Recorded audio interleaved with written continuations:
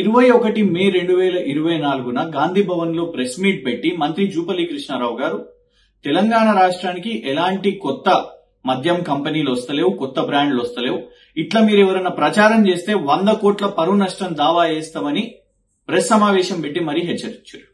ఆ తర్వాత 27 మేన బీఆర్ఎస్ ప్రధాన కార్యాలయం నుంచి తెలంగాణ భవన్ లో ప్రెస్ సమావేశం పెట్టి సోమ్ డిస్టిలరీస్ అనే ఒక సంస్థ వాళ్లకు ఎట్లా తెలంగాణ కాంగ్రెస్ ప్రభుత్వం అనుమతులు ఇచ్చిందని సాక్ష్యాధారాలతోని బయట పెట్టడం జరిగింది.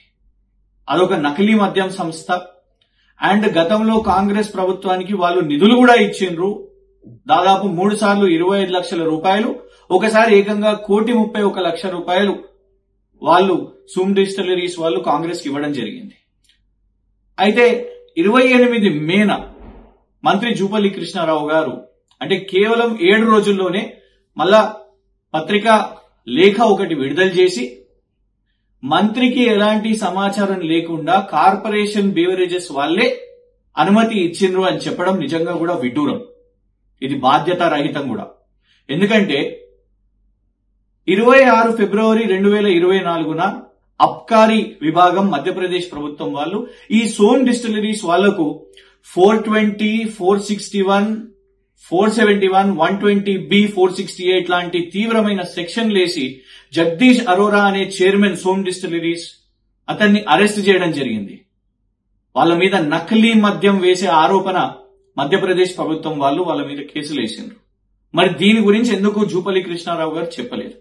వారికి కనీసం తెలియదని అంటున్నారు. ఇది ఇంకెక్కువ దారుణం. ఎందుకంటే రాష్ట్ర మంత్రి రాజ్యాంగం మీద ప్రమాణ స్వీకారం చేసి ఈ రాష్ట్రానికి మంత్రి అయినరు. మరి ప్రజల ఆదాయం, ఈ ప్రభుత్వ ఆదాయం, రాష్ట్ర ఆదాయం, మరీ ముఖ్యంగా ప్రజల ఆరోగ్యం గురించి పట్టించుకోని మంత్రి రేపు ఈ నకిలీ మద్యం వ్యాపారం ఇక్కడికి వస్తే ప్రజల ఆరోగ్యానికి ఏమైనా జరిగితే మంత్రి జూపల్లి కృష్ణారావు గారు బాధ్యత నుంచి తప్పుకొని అధికారులే చేసిండ్రు అని నెట్టేస్తారా? కేవలం ఇది ఒకటే కాదు, తన లేఖలో మరి కాంగ్రెస్ పార్టీకి 1,31 లక్షలు మరియు 75 లక్షల రూపాయలు విరాళాలు కాంగ్రెస్ పార్టీకి ఇచ్చిన దాన్ని ఎక్కడ కూడా లేఖలో స్పందించలేదు, మాట్లాడలేదు. ఈ సంస్థ నకిలీ మద్యం విషయం మీద కేసులు ఎదుర్కొంటున్నది ఇతర రాష్ట్రాల్లో. అట్లాంటి సంస్థను కాంగ్రెస్ ప్రభుత్వం తెలంగాణ రాష్ట్రానికి తీసుకొని రావాల్సిన తరుణంలో మరి బీఆర్ఎస్ ఎత్తినప్పుడు దీని గురించి ఎక్కడ కూడా మంత్రి జూపల్లి కృష్ణారావు గారు మాట్లాడలేదు.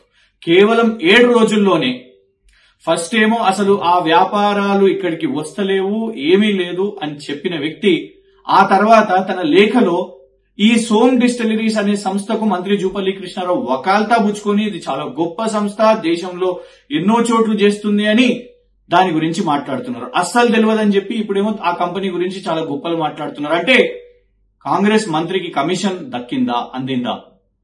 మేము బీఆర్ఎస్ తరఫు నుంచి సిట్టింగ్ జడ్జితోని న్యాయ విచారణ చేపట్టాలి.